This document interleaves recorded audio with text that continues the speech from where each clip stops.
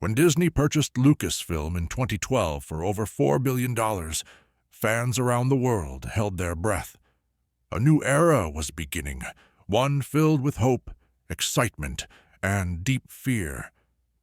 For many, Star Wars was more than just a franchise.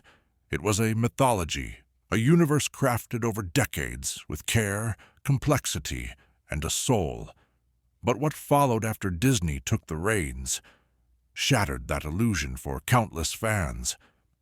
This is the story of how Disney, with all its power, money, and influence, managed to lose the magic of Star Wars, and in doing so, alienated a generation of fans. Let's begin where it all started, the sequel trilogy. At first, The Force Awakens looked like a promising reboot. The visuals were stunning, the music nostalgic. The return of Han, Leia, and Luke gave old fans something to cheer for. But beneath the surface, something was missing. There was no master plan, no overarching story, no George Lucas.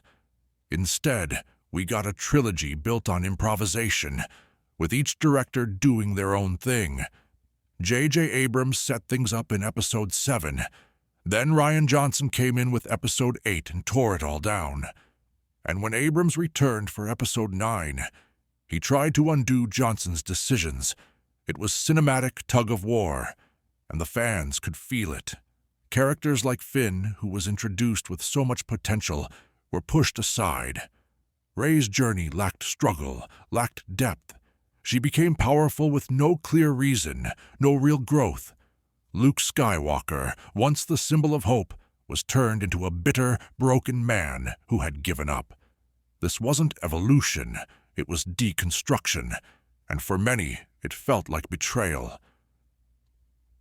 But the damage wasn't limited to just storytelling. Disney erased the expanded universe, decades of books, comics, and stories that fans loved, and labeled them legends. In one decision, they wiped away the lives of characters like Mara Jade, Kyle Katarn, and Darth Revan from canon. These weren't just obscure names. These were beloved heroes and villains with rich arcs that stretched far beyond the films. Disney promised they would create something new, something better. But what followed was a flood of safe, corporate content, lacking the heart and vision that made Star Wars special. Then came the identity crisis. Disney couldn't decide what Star Wars was anymore. Was it a gritty war story, a light-hearted adventure, a space opera? Instead of finding a clear direction, they gave us a messy blend of tones and styles. They leaned heavily into nostalgia, recycling the Death Star again, bringing back Palpatine with no explanation, and constantly referencing past moments without understanding what made them meaningful. It wasn't storytelling, it was brand maintenance. And yet, even with all these missteps, fans kept hoping. Then came the Disney Plus shows, a chance to redeem the franchise. The Mandalorian brought back a spark. With characters like Din Djarin and Grogu, the show reminded us of the emotional heart Star Wars could have, but the success was short-lived. The Book of Boba Fett turned a feared bounty hunter into a polite old man. Obi-Wan Kenobi, while nostalgic, felt rushed and uneven. And shows like Ahsoka struggled with writing, pacing, and identity. There were moments of brilliance, but they were buried under the weight of corporate interference and inconsistent storytelling. Meanwhile, the movies were dead. Rogue One was a rare gem, Solo a box office flop, and every attempt to start a new trilogy, whether by Rian Johnson, the Game of Thrones creators, or others, quietly collapsed behind the scenes. It became clear Disney had no roadmap. Star Wars was no longer guided by visionaries, it was guided by boardrooms.